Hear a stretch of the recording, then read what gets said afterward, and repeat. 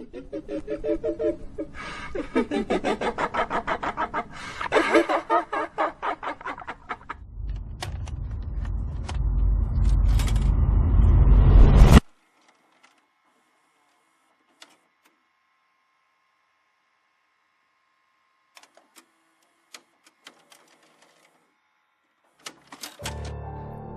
there, my fellow viewers.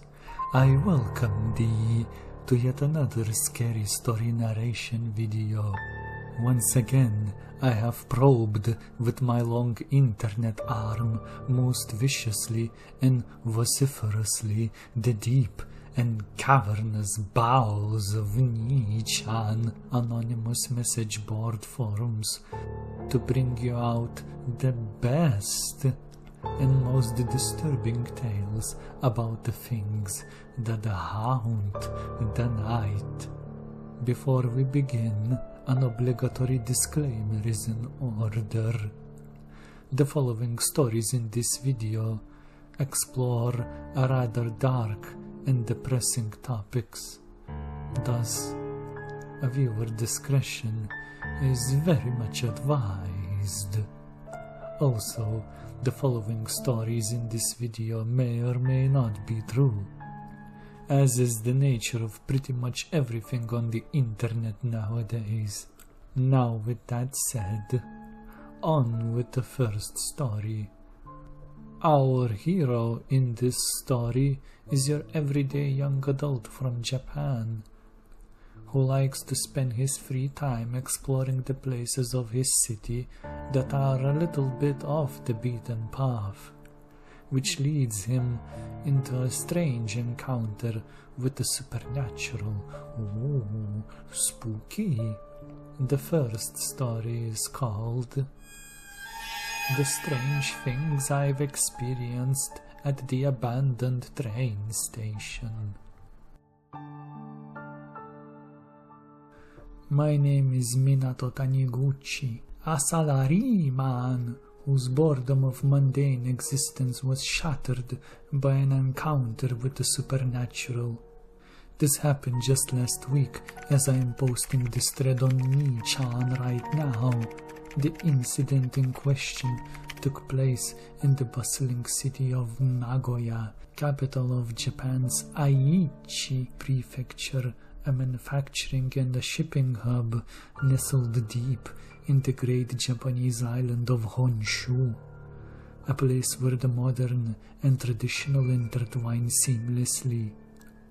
In the city where I live to this day, it was a cool autumn afternoon when I decided to explore the outskirts of Nagoya on my day off. The city's hustle and bustle had left me yearning for a change of scenery.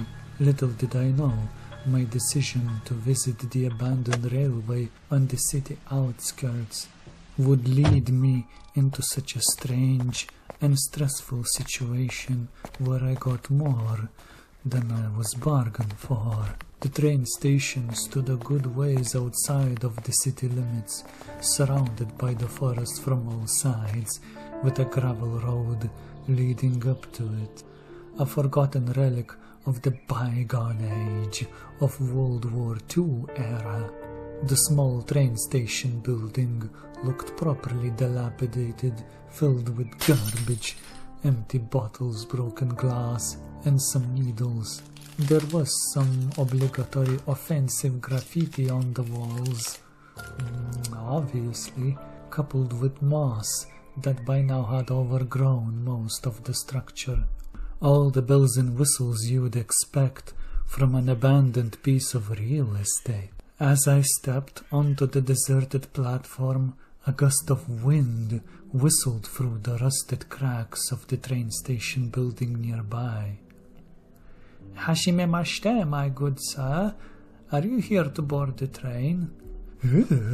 I jumped, startled by the sudden appearance of the voice behind me. I turned around to find a train station worker dressed in the appropriate uniform and sighed in relief. "Oh, I'm sorry. for trespassing. I didn't realize that this place was patrolled.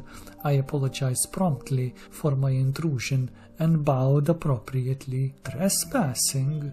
Conductor asked, puzzled, with one eyebrow raised. How can you be trespassing? This is a train station, and the train is about to depart. Are you going to board it?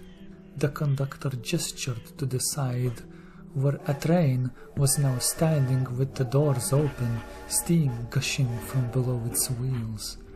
A whole functioning train, with lamps, windows, etc. I don't know why. Maybe because I was more puzzled and curious rather than scared. I nodded my head and went inside the train. As the doors closed, the conductor smiled as he entered the train behind me. You've chosen a perfect way to ride the Midnight Express. We hope you enjoy riding with the Japan Express Rail. Midnight Express? I thought it's still an afternoon. I checked myself. Before I wrecked myself, both my wristwatch and the daylight seen through the window confirmed to me that it was still daytime. As I inspected the interior of the train wagon, I saw numerous other people walking past me, some carrying luggage, others talking on the phone or with each other. I sighed, realizing that this is no empty ghost train. Perhaps the abandoned train line is being reinstated, I thought to myself, as the doors began to close with a satisfying clank, and the train sounded the horn as it began to move. It was only then that I realized. Where is this train going? I asked, my voice trembling. To the crossroads of destiny, whispered a now shadowy conductor figure, standing a few steps in front of me, the dimly lit corridor lamps obscuring his face by the perpetual gloom. Each passenger has a tale of regret, and the Midnight Express grants them a chance at redemption. I stared at him with a blank and puzzled expression. Just kidding. The train is heading towards downtown Nagoya. I sighed in relief after hearing this. As the train traversed through the lush and green landscape of Nagoya's mountainous outskirts, through the small, fast-moving train window, I glimpsed a bunch of abandoned buildings that passed quickly as the train locomoted to its obscure destination. I didn't know that there were that many abandoned buildings around my city. More than what I expected, to be honest. I remember considering this strange implication. It was around that moment when I had suddenly heard a cart being pushed behind me and a soft female's voice asking, "Would you like a drink, sir?" As I turned around, I saw a bright and beautiful young lady, no older than 20 years old, with white frilly headband, long black hair covering her forehead down to her eyebrows, with 2 long bangs going down to her chest. She wore a black mid-thigh length dress with white frills and white apron, transparent black pantyhose, and white high-heel shoes. She was dressed like a full-on maid. Kawaii! The girl giggled and smiled with her eyes closed and head tilted to the side as she saw how I practically melted in front of her from how beautiful she looked. "Would you like a drink, sir?" Truth be told, I didn't know what to say at that moment. "It's going to be a long ride, sir. The drinks are already included in the price of your ticket, sir. So you may as well have one.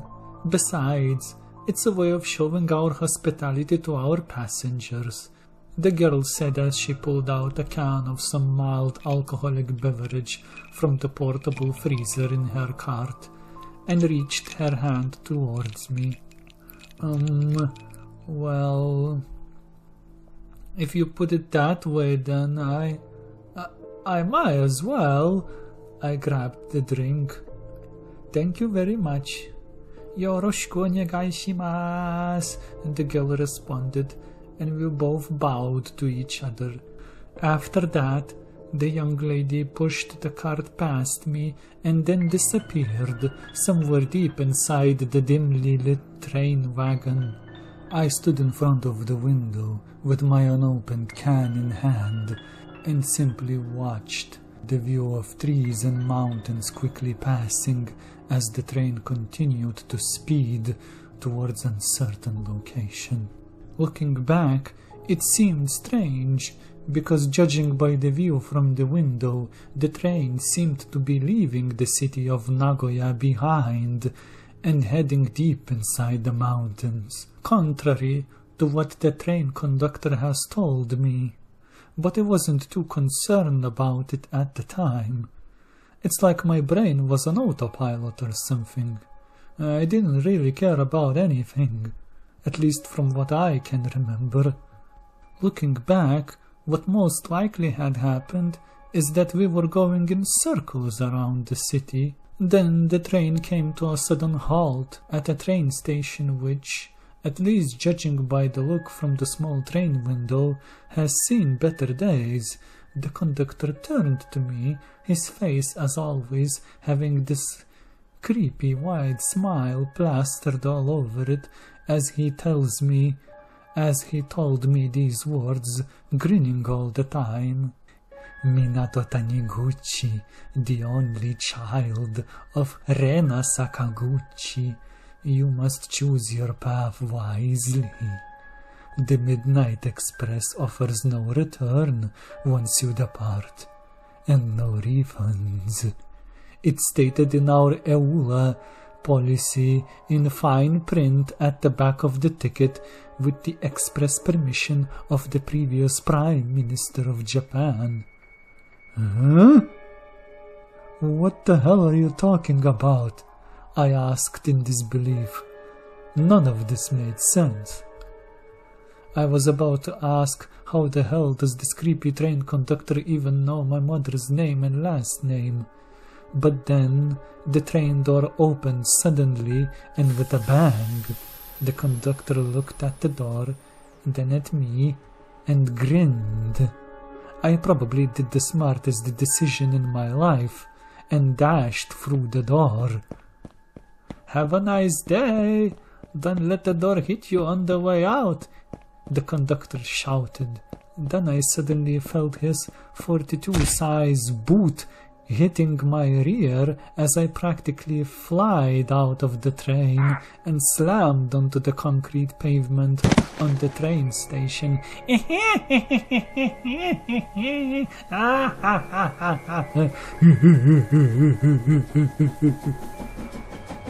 A bemused and sadistically evil witch cackling was heard from the conductor, paired together with what I can only describe as clown music when the train quickly moved farther and farther down the railway and after a quick turn disappeared from sight. A few moments and I was left alone on what seemed like the same train station that I originally came to visit. Same dilapidated structure, same garbage strewn all over. The natural sounds of mountains filled with trees and birds soon filled the silent void. The only proof I had in my hand of this ever happening was this alcoholic soda can that I received on the train. I always said that when and if I ever saw a ghost, I will either start or stop drinking that day, depending on the state of affairs at the time.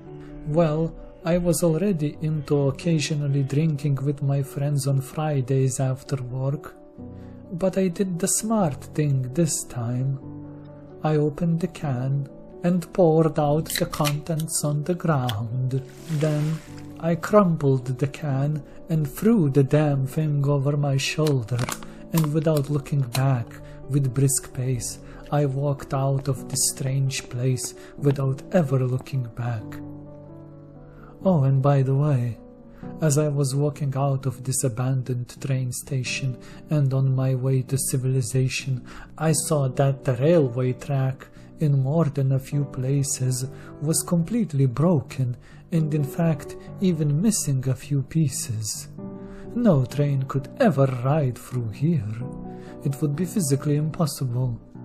So either everything I see and heard was all baloney, or indeed I have experienced a brief glimpse into the other side. Either way, after reaching my car, I promptly drove to my favorite family restaurant, where I proceeded to fully indulge myself into some comfort food. Tasty!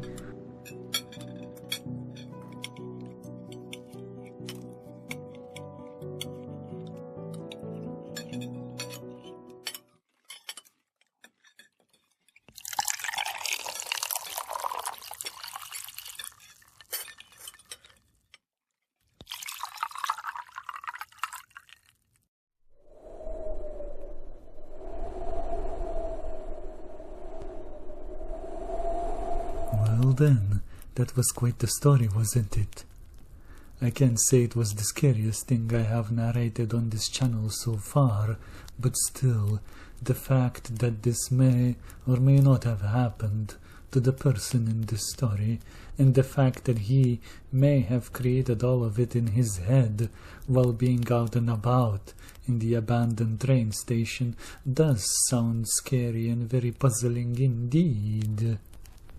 I can say, though, that after narrating this story, I will avoid the trains for the foreseeable future. Not that I was using them anyway for the past year or so. Just saying.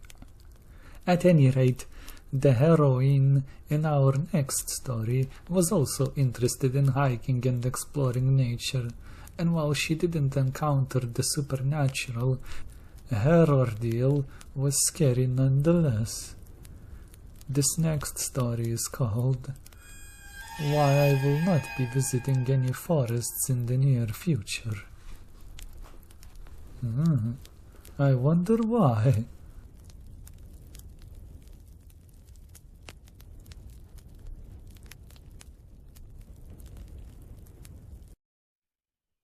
My name is Aiko Matsuda. I'm a 27-year-old female freelance photographer and a popular blogger and YouTuber from Saga Prefecture down south. Over the last few years, I was drawn to the mysterious allure of forgotten places. Hence the reason why I became a rather frequent and sometimes foul-mouthed visitor of Nii-chan anonymous message board. I'm also comfortable sharing my name and last name on the internet because my pen name is a secret, and my name is super common, so good luck finding out who the hell I really am. At any rate, here is my story that I'd like to share with you, fellow Nii-chaners. It happened last year. One autumn day, I can't exactly remember when, probably sometime around mid-October, my photo camera lens focused on the haunting tales surrounding the Sasayaki no Mori, or the Whispering Forest, as it's called in English. A dense thicket nestled somewhere very deep in Aomori Prefecture, Hokkaido. Aomori, known for its picturesque landscapes, is also quite famous for a number of terrible things. It's a harsh land that breeds harsh and tough people, and even harsher climate, alongside equally harsh and aggressive wildlife, chiefly bears. Now, truth be told, this is what I was afraid of the most. during this particular trip to Aomori. Bears!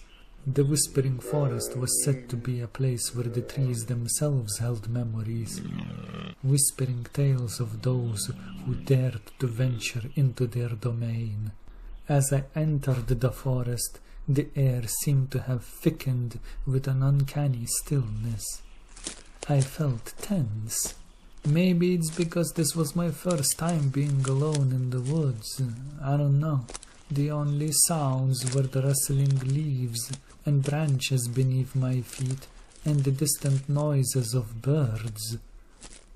I raised my camera, trying to capture the eerie beauty that surrounded me, twisted branches, trees, and moss-covered stones.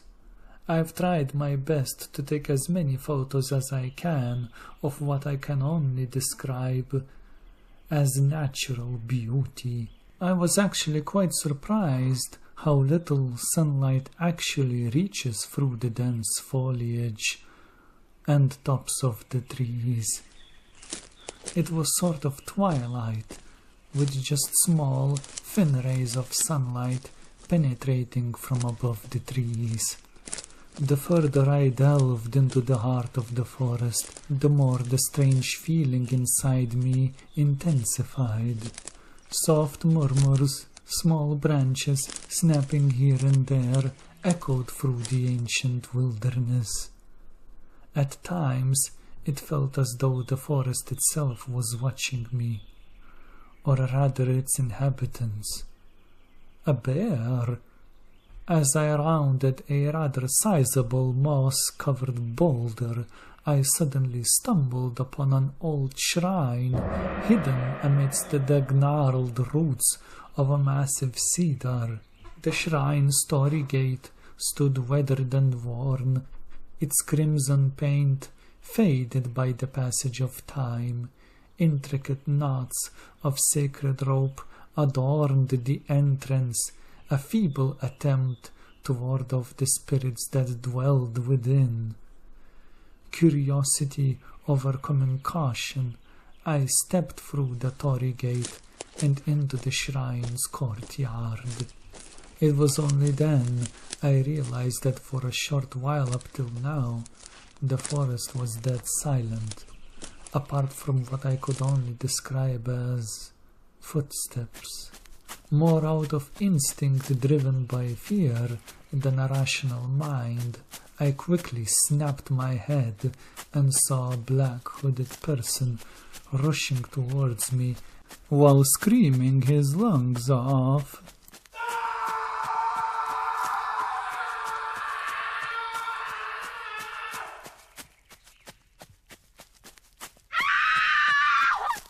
I screamed in return after seeing him. At a distance of about, I don't know, maybe 200 meters, he ran carelessly and clumsily, bumping into trees, bushes and branches, but he clearly was moving towards me. My mind didn't care who or what or why. I only heard one voice inside my head. Run. And so I took my own advice. I ran. Luckily, I didn't go too far into the forest, and the figure came from deep within the forest. So I just sprinted as far as I could towards my car, jumped in it, and made a very messy U-turn, speeding away from there.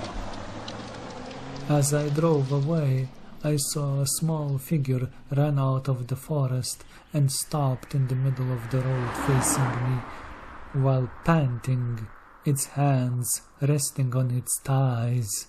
As I made the lengthy drive back to the nearest city to spend the night before traveling home, I pondered these events. I couldn't come up with any reasonable explanation as to who or what or why was chasing me within these damned woods. The only thing that I could be sure of is that whatever or whoever was chasing me out there, their reasons weren't any good. As I stopped at the parking lot of the hotel, somewhere in Aomori, stepped out of my car and shut the door, I noticed a piece of paper stuck on the corner of my windshield. After I've read it, I crumpled it, threw over my shoulder, stepped back into my car, and despite having booked a room to spend the night at this hotel, I drove through the night all the way from Aomori to Tokyo before I rented another place to sleep. From there, the next day I continued my trip back to my home in Saga Prefecture. The note had some words scribbled in a very messy and angularly written hiragana. I know you. You're that chick from Kuroishi, a city in Aomori Prefecture. So-and-so name and last name. You cheated on my best friend with some other guy. If you read this letter, it means I failed to catch you this time, but next time you won't be so lucky. Bitch. Luckily for me, I had no idea about who the hell he was talking about. I live in the southern part of Japan, not some small town in Aomori. Still, the fact that some random creep followed me to the woods and tried to stab me for all I know had creeped me out enough to never visit the northern lands again.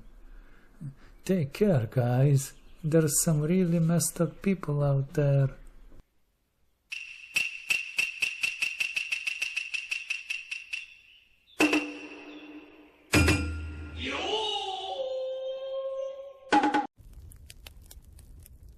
As someone who actually experienced the situation where you turn around for no particular reason and you see some hooligan charging directly at you, I can really sympathize with the lady in this story.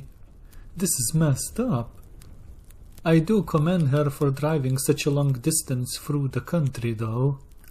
Anyway, on with the third story of the night. This next story goes to some really dark and depressing places, so if you're a bit sensitive to these things, I recommend you to skip this one. Now, with that said, on with the story. This next story is called I Miss My Friend and I Don't Know What to Do. My name is... I'm a guy in my late 20s, 27-year-old to be exact. Not that it matters much. The story I want to share is not about me. The only reason I am writing this is to have some sort of catharsis of getting it off my chest. And Nii-chan is probably the only message board in Japan that is anonymous, so I feel comfortable enough to post here. But at the same time, I want to make sure that what I am about to say is not forgotten, and that somebody will remember this. I wish there was a record on the internet of what happened to my friend. Her name is Aya. Both of us are from the city of Kanazawa.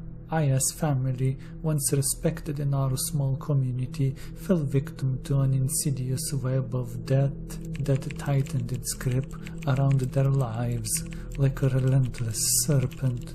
It all started with her father, a proud owner of the local family restaurant whose fortunes crumbled when one day someone set fire upon it. The building was mostly wooden, and the whole place burned to the ground before the fire brigade, try as they might, fought to snuff out the flames.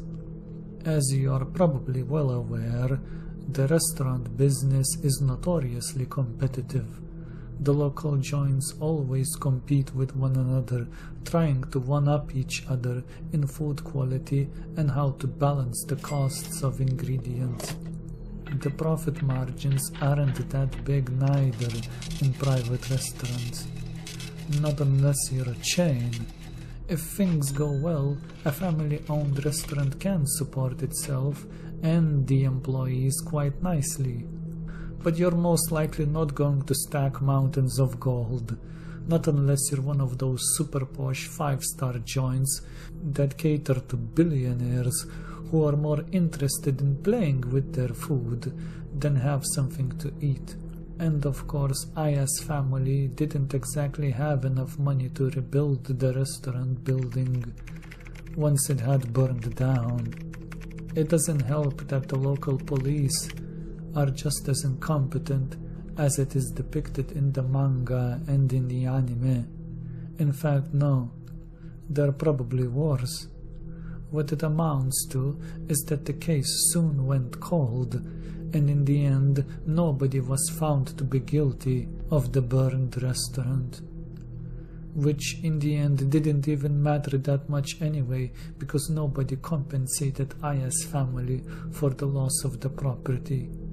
And even if they managed to capture some low-life thug who burned down the place, I hardly believe that he's going to have some 50 to 70,000 US dollars laying around to pay for all the damages. Debts soon started piling up, and both Aya and her entire family's lives started going downhill. And when the debts start piling up, another breed of mongrels usually come out from the woodwork. Loan sharks. It's like they can smell the people who are in the financial straits, but still have something left to give. They promise to help you get back on your feet and even generously give you money. At first, Aya's family refused their offers, but pretty soon bills started piling up. Local combinies don't exactly give you the groceries for free, and sympathy isn't exactly something that a cashier can put into the register. So you get the picture, right? Aya's family soon started taking on debts from less than reputable sources. After that, one by one, the Takahashi family members soon began to disappear. Aya, determined to save her family, shouldered the burden alone, dropped her university studies, and even started working in a shady part of the district, if you catch my drift, to fend off the loan sharks. Didn't do a damn thing neither, just prolonged the inevitable. But that's not all, for you see, for these people it is not enough to simply bleed you dry and then start threatening you and even use violence to extort money and or property from you. No, out comes yet another group of bastards. They pretend to be your saviors, and they promise to get these pesky loan shark mafiosos off your back. And they do, for a price that is. Before long, a person no longer even knows to whom and how much he is indebted to. The police, either due to lack of funding or care, refuse to help. As I learned afterwards, this happens more often than you think in this country, and my story is far from the only one. Anyway, as the weeks turned into months, I noticed the light in Aya's eyes dimming, replaced by the gloomy look of despair. Her once vibrant spirit was gradually extinguished, like a flickering candle consumed by an unseen wind. Late one autumn evening, as the chill crept through the town, Aya's lifeless body was discovered in her family home. Her slender frame hung from the beam in the attic, a poignant testament to the cruel hand of fate that had stolen away the last glimmer of her existence. The townsfolk whispered of supernatural forces, blaming the mysterious disappearances and Aya's tragic end on vengeful spirits seeking restitution for some long-forgotten transgression. But I knew that the true reason was much more simple. It's the living people who are to blame. The very same people who made her entire family disappear and in the end pushed my friend Aya to disappear from my life too. I visited the Takahashi home sometime after all this happened. Now, an empty shell haunted by the memories of a family erased by circumstance. The air was thick with an unspoken sorrow, and the rooms echoed with the laughter that would never return. The door was left unlocked, and nobody came to claim the property. It was just left to stay empty and be consumed by the passage of time, I guess. I didn't linger there for too long. In fact, I didn't go farther than a few steps inside the corridor. It seemed a bit too much for me, considering the circumstances. Aya's absence cast a perpetual gloom on me, like a storm cloud that refused to dissipate. For months, I wandered the streets we used to explore together, haunted by the ghost of her smile and the echoes of laughter that now only existed in the recesses of my memory.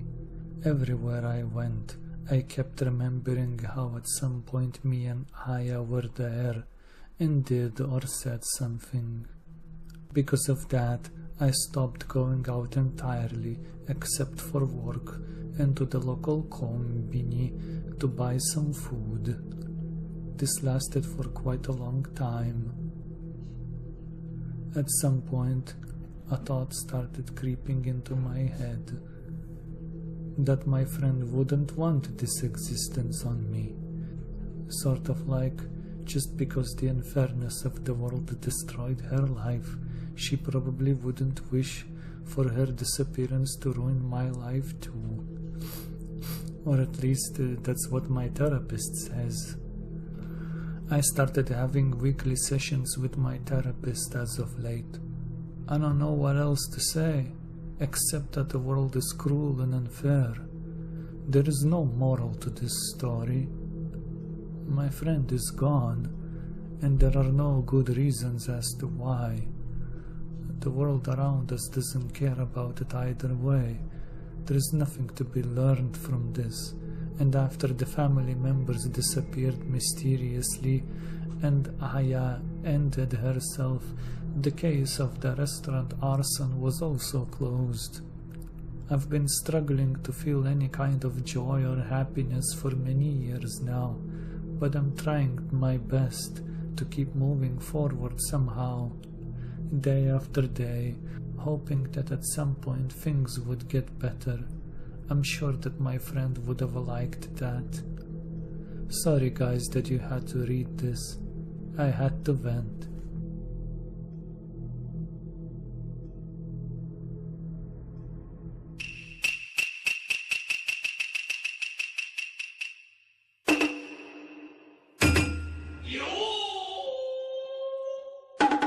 Yeah, this story really rattled me a bit.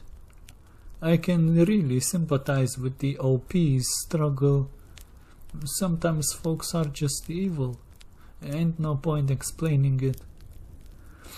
I also commend him to actually going to the therapist to hopefully try and fix his mental issues. I myself am kind of worried about going to one, even if such things wouldn't cost a fortune. They say, just get yourself evaluated, man. I'm actually worried that they would. That they would find at least a few acronyms in my mind. Anyway, I hope that you enjoyed tonight's bunch of scary stories. It was fun making this video. If you like it, please comment and subscribe. And I'll see you guys in the next video. Thank you.